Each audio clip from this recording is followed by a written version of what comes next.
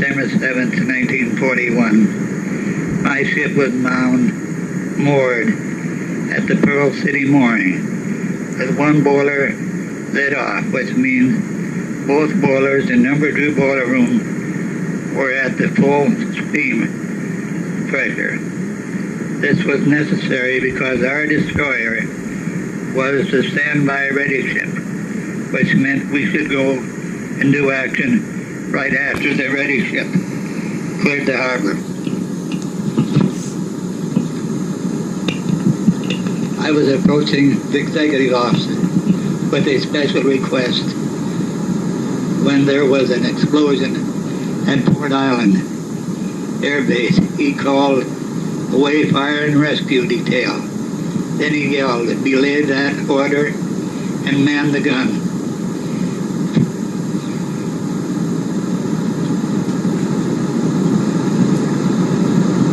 This is war.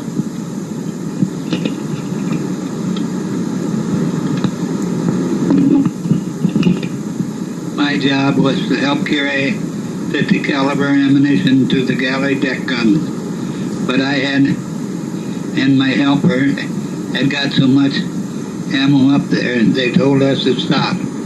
I ran all over the ship, helping wherever I could. The Japs were hitting battleship low, hard, then flying low over us and strafing us in our ship. Our gunners claimed they shot down 2 planes, a small subsurface off our stern, and our gunners fired on it to attract the attention of the ready ship as she came barreling up the harbor. She gave 2 blasts on her whistle to indicate that she was ramming, and ram she did.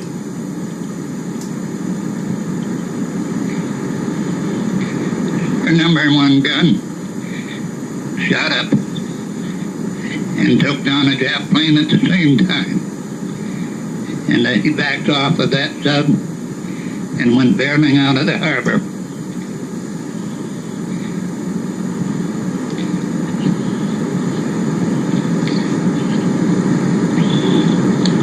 I'm sure that captain must have taken a lot of Japs down before the war was over.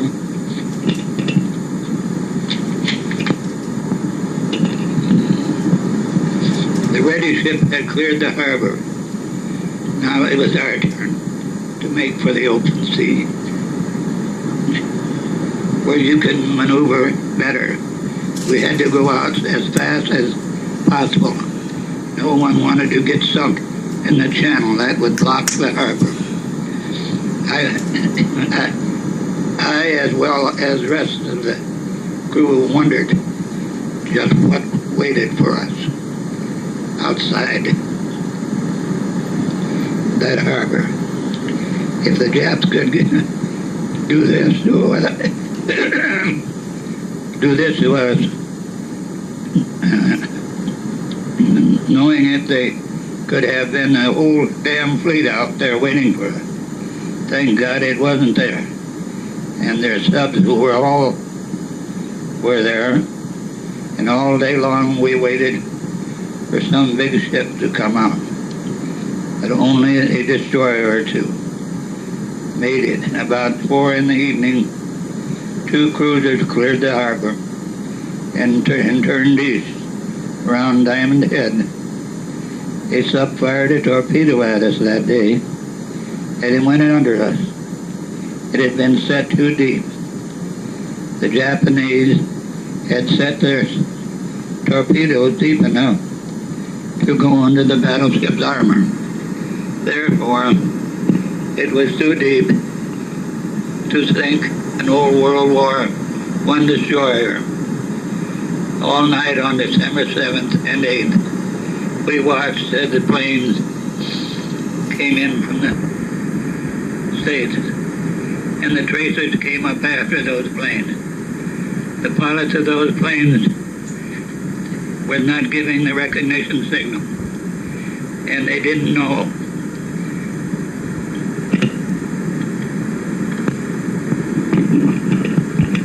They didn't know that the word was identify or die. Those poor passengers on the ground had taken such a beating, they wasn't going to take any more chances.